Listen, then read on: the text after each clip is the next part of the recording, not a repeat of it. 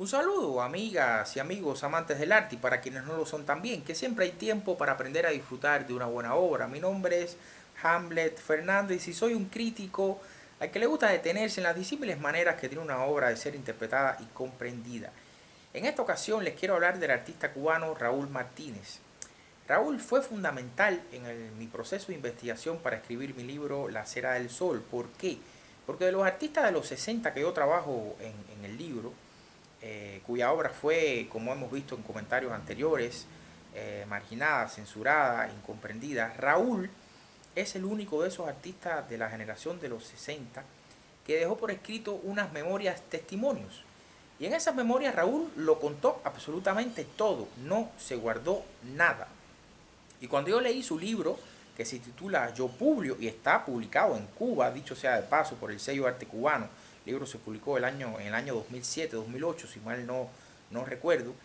Cuando yo leí este libro, enseguida concienticé que había que investigar el resto de las historias de los artistas de esa generación, como Antonio Ayrí, Servando Cabrera, Chago, Humberto Peña, Fonticiela, porque si con Raúl Martínez habían ocurrido las cosas, las atrocidades, las injusticias que él mismo cuenta en su libro que ocurrieron con él durante la segunda mitad de los 60 fundamentalmente y todos los 70 por supuesto, si eso había ocurrido con Raúl Martínez, pues con el resto de los artistas tenía que haber ocurrido cosas similares o peores, como de hecho ocurrieron. Ya he hecho varios videos para dar a conocer lo que está en mi libro La Cera del Sol y todos pueden consultar si compran el libro y lo leen, por supuesto.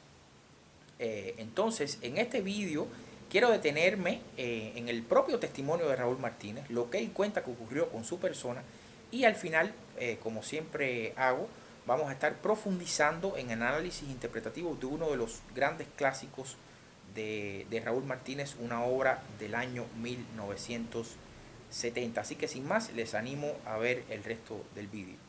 En Yo Publio, sus memorias confesiones, Raúl Martínez lo contó todo o casi todo. Los problemas más serios comenzaron en el año 1965. Escuchen bien, no 1971 con el primer Congreso Nacional de Educación y Cultura, no. En el año 1965, con la ola de represión contra los homosexuales que se desató en Cuba. Los reclutamientos homosexuales para ser llevados a los campos de trabajo rehabilitador en Camagüey, es decir, las unidades militares de ayuda a la producción, las llamadas UMAP, se justificaron, opina el artista, siguiendo ideologías arcaicas, rancias y por ende retrógradas, pero creyendo tontamente en el hombre nuevo. Raúl se percató de que los métodos empleados para reclutar a todo lo que se pareciera a un homosexual eran no solo criticables, sino un verdadero abuso de poder, en el que los CDR desempeñaron un notable papel. El miedo, el pánico, pasó a ser un ingrediente cotidiano en la vida de los homosexuales y con ello todo lo que se le pareciera en aspecto y conducta. El artista cuenta cómo la policía comenzó a hacer redadas en las rampas y en los alrededores de Copelia y se llevaba preso a todo aquel que llamara la atención, ya fuera por su manera de vestir o simplemente por su sospechosa gesticulación. Por la gesticulación se llevaban presos a los jóvenes. Rememora Raúl en sus memorias, les leo. Yo tenía miedo a ser confundido. Recuerdo con qué temor tomaba café en la parada de la guagua, mirando a un lado u a otro para huir si algo pasaba. Cuando me veía obligado a pararme allí mismo, al salir de Radio Centro o de La Habana Libre, rezaba porque llegara la guagua lo más rápido posible. Es decir, vivía aterrado, cotidianamente aterrado. Raúl pensó ingenuamente que aquella política homofóbica no le afectaría en lo personal, dado sus méritos como pintor y su estatus de diseñador y profesor de la ENA y de la Facultad de Arquitectura de la Universidad de La Habana. Pero no fue así, mis amigos. La depuración llevada a cabo en el campo de la enseñanza fue radical. Las nuevas generaciones, los hombres nuevos del futuro, no podían estar en contacto ni con homosexuales ni con religiosos. Su formación ideológica debía ser casta y pura, a salvo de cualquier influjo que amenazara romper su sanidad o más bien castidad moral. Raúl impartía clases de diseño básico en la Escuela de Arquitectura desde 1961, en la Escuela de Teatro de la ENA desde 1964. En esta última, en la ENA, le entregaron una carta en la que se le comunicaba que no se le renovaría el contrato, sin especificar razones algunas. En la Universidad de La Habana fue citado a la oficina del vicerrector. Raúl cuenta que se presentó con mucha ingenuidad porque llevaba allí 4 años de profesor con excelentes resultados, pero para su total asombro le anunciaron que tenía que renunciar a su cátedra inmediatamente, aunque estuvieran a mediados de curso. Raúl protestó, alegó razones elementales, exigió una explicación y se le explicó, sí, o más bien se le aconsejó que si no renunciaba en el momento, como se le pedía, los jóvenes comunistas, escuchen bien, los jóvenes comunistas harían una asamblea general en la que se le acusaría de homosexual, presentando pruebas de su actitud con los alumnos. Es decir, se le chantajeó de la manera más baja posible. Y confiesa a Raúl, me asusté. ¿Cuántos de ellos no serían capaces de declarar inventando, sabe Dios, qué falsedades? Y dice Raúl, al carajo los jóvenes comunistas y quienes los instigaron, y al carajo me marché. No sabía lo que me esperaba ni las repercusiones que esto me traería. Las consecuencias más graves de aquellas injustas medidas arbitrarias y segregadoras se verificaron en el plano estrictamente psicológico. Cuando uno lee las memorias de Raúl Martínez se da cuenta que el principal daño fue psicológico. En el total desajuste emocional que sufrió Raúl Martínez, más allá de que su labor educativa haya sido truncada, lo cual es lamentable, y que su obra artística fuera incomprendida y marginada por las autoridades culturales. Por suerte, Raúl Martínez nunca dejó de crear. Él se mantuvo creando aún en las situaciones más difíciles. Cuenta Raúl que tuvo que asistir a la consulta de un psiquiatra porque había tocado fondo. Estuvo al punto del suicidio. Les leo este conmovedor testimonio. Dice Raúl, lo básico era que no me importaba nada, ni mi trabajo como diseñador, ni la pintura, ni el cine, y lo más terrible de todo, ni el amor, ni el sexo. Una noche, al salir del cine Las Rampas, cuando manejaba mi BW en dirección a casa, descubrí que estaba totalmente al borde de la nada. Manejaba lento, centrado en mis pensamientos y el cero total de mi vida. Subí, me senté en mi butaca, miré a mi alrededor y seguí contemplando el vacío. Entonces pensé en suicidarme. Sentí profundamente que estaba preparado para hacerlo. Es verdaderamente desgarrador este testimonio de Raúl. En medio de esa profunda crisis, el artista tuvo 2 impulsos contrarios, nos cuenta. Uno que casi lo llevó al suicidio y otro que lo ayudó a restablecer su equilibrio psicológico, tomando nuevamente las riendas de su vida.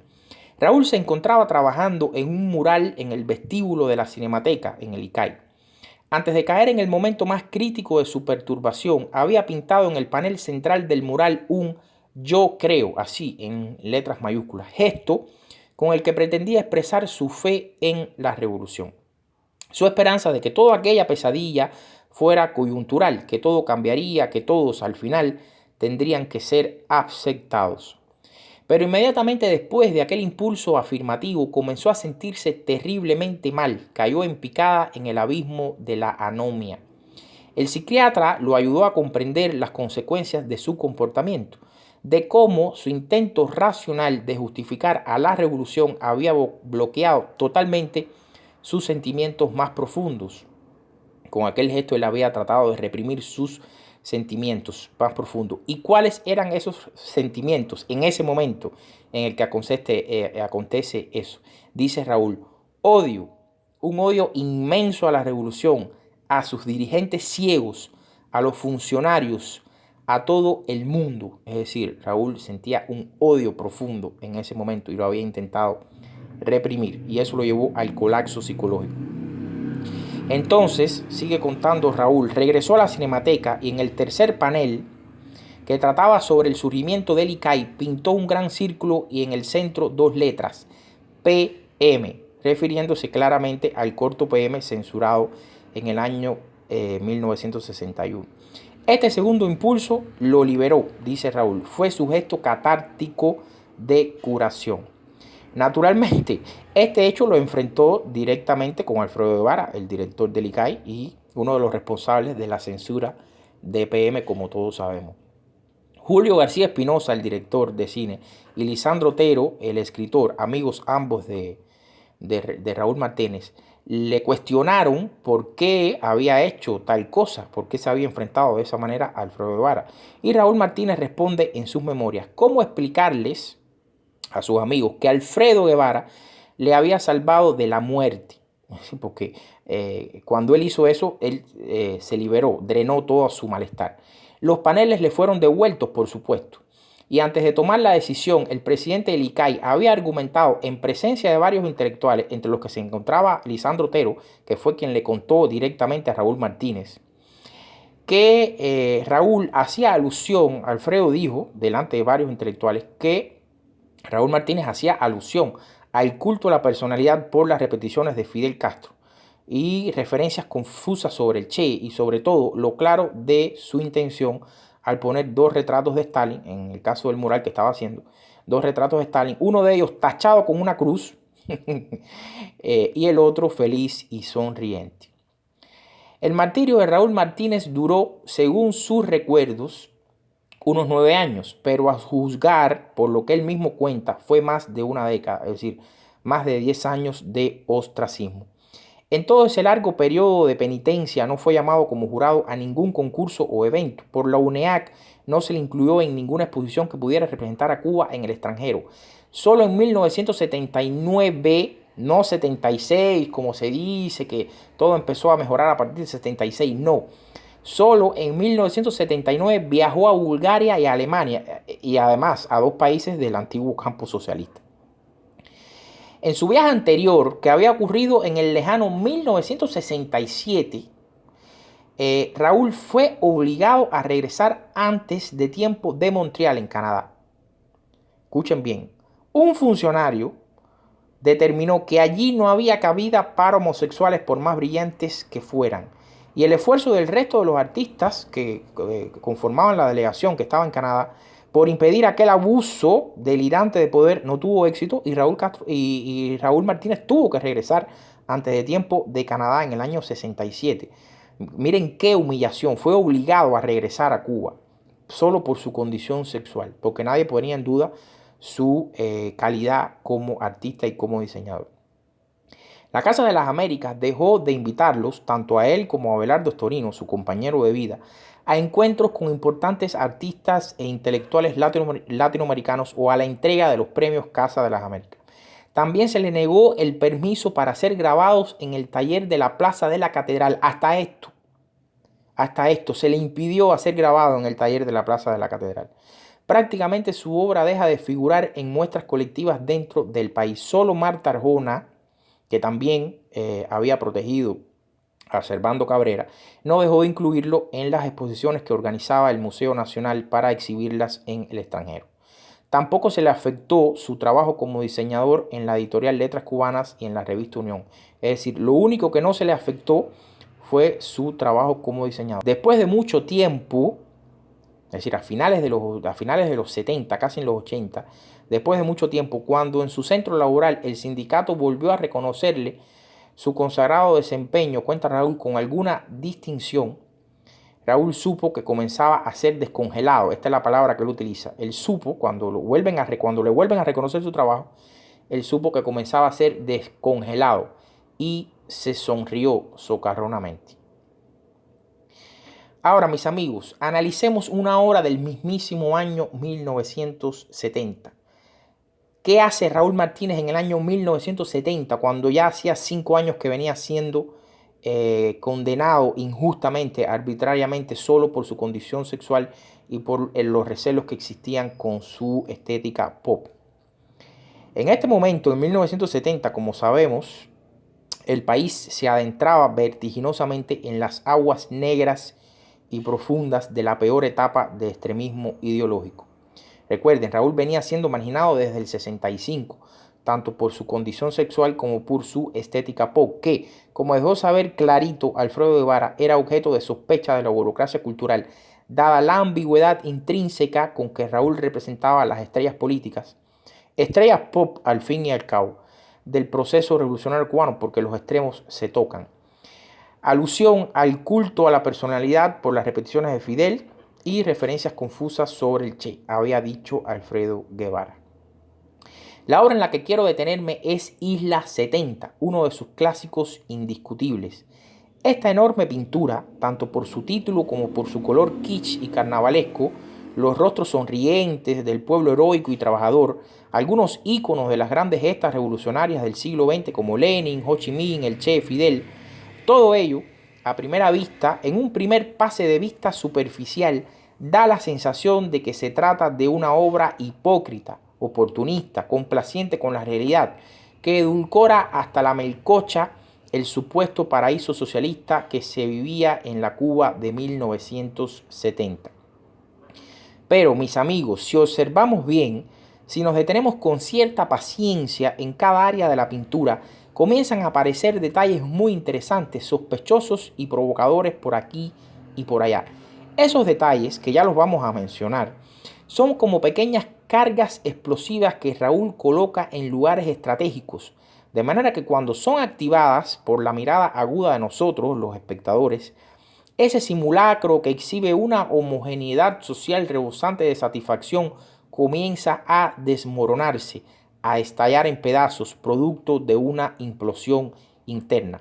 Esa implosión ya estaba aconteciendo en la sociedad cubana después de una década de experimentación fidelista, de delirios de Fidel. Y Raúl Martínez supo captar el fenómeno como pocos artistas. Y más que eso, consigue representarlo al tiempo que se burla y se ríe y se venga de sus verdugos, autoprotegiéndose detrás de una encandiladora falsa apología. Raúl logra algo que es muy difícil, hacer un tipo de arte que a primera vista parece apologético, parece afirmativo desde el punto de vista político, pero que en la interioridad de las obras da muestras evidentes de una crítica muy corrosiva a esa realidad que supuestamente se está reafirmando. Eso solo Raúl Martínez creo que lo logró con ese nivel de maestría, encubrir la crítica debajo de una fachada apologética. Entonces vamos a los detalles. Miren bien, en el fondo de la composición, ¿qué vemos? Bueno, cultivos, es decir, maleza, vegetación, caña de azúcar sobre todo, algunas frutas, pero en el mismísimo centro del cuadro, metamorfoseados con los troncos de cañas, es claro que Raúl pinta 4 enormes falos amarillos. Había que ser osado, mis amigos, para hacer esto en 1970, un escándalo. Arriba y a la izquierda de los cohetes amarillos, ¿con quién nos tropezamos? Pues con el rostro de Fidel, con 5 micrófonos casi pegados a la boca y también amarillos. En semiótica, la proximidad, es decir, la cercanía entre elementos visuales es muy importante. Nunca es gratuita porque es un recurso que los artistas utilizan con toda intencionalidad. También al centro del cuadro, pero en la línea inferior, debajo de los falos, Raúl coloca el logo de los CDR. Y recuerden lo que contó en sus memorias. Los CDR habían jugado un siniestro papel suministrando nombres de jóvenes para las UMAP, condenando a los jóvenes de los que se pensaba que podían tener una conducta sexual impropia o eran religiosos. Es decir, los CDR fueron clave en esa cacería de brujas a partir del año 65. Corriendo la vista por esa línea inferior, pero ahora hacia la izquierda, nos tropezamos con un gato. Y bueno, está bien, lo tiene cargado una buena señora. Aquí hasta ahora nada sospechoso. Pero al lado del gato hay un mono. Entonces, ¿qué significa el mono? El mono entre las personas. El mono como un ciudadano más o como otro rostro del pueblo. Y hay varias obras donde Raúl trabaja con la figura del mono. De manera que el mono se carga con un significado simbólico que debemos estudiar. Muy cerca del mono nos encontramos con un bello rostro que disfruta, saborea una bola rosada, un helado de fresa al parecer. Pero a estas alturas ya estamos prevenidos, nada es lo que parece. El helado de fresa también tiene su simbología, sus significados connotados. Y en la misma esquina izquierda, el detalle más perturbador de todos. Vemos un rostro con la boca tan abierta que ésta se vuelve un óvalo con una profundidad azul infinita. Esa profundidad azul a mí me transmite la dimensión del grito, un grito mudo que, como en el clásico de Munch, recuerden, un grito que recorre la escena, que lo distorsiona todo con su eco desgarrador. Y de la nada, sin saber a qué personaje pertenece, aparece una mano abierta que se proyecta hacia el rostro que grita, como si lo fuera a golpear, o más bien a taparle la boca, a ahogarle el grito. En ese detalle del cuadro, aparentemente insignificante, está toda la violencia comprimida, la violencia que sufrió Raúl Martínez y tantos otros cubanos y cubanas.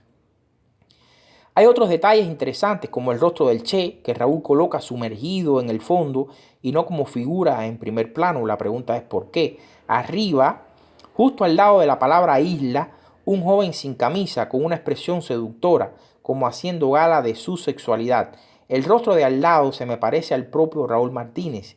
Y si se tratara de un autorretrato, aquí la proximidad con el joven de torso desnudo tampoco es gratuita, es decir, que Raúl estaría reafirmando su condición sexual. En fin, mis amigos, esta obra, Isla 70, como toda gran obra de arte, se nos vuelve inagotable. Por eso les animo a dejar sus propias interpretaciones en los comentarios y que me ayuden a hacer que el video llegue a muchas más personas, compartiéndolos con amigos, con familiares, con otras personas que ustedes crean que pueda resultarles interesante y por supuesto dando un like. Como siempre les digo, el artista intenta cifrar un mensaje para la posteridad. La obra de arte es siempre una conversación histórica abierta y nosotros, los receptores del presente, tenemos el deber, la responsabilidad cultural de entrar a esa conversación, asumir un protagonismo, mantener viva la obra y de esa forma honrar al artista. Así me despido, no sin antes desearles felices fiestas, un feliz fin de año y desearnos a todos y a todas que el próximo año sea un poco mejor que este que está terminando, que nos traiga mucha salud, mucho bienestar, mucha prosperidad a todos. Un grande abrazo.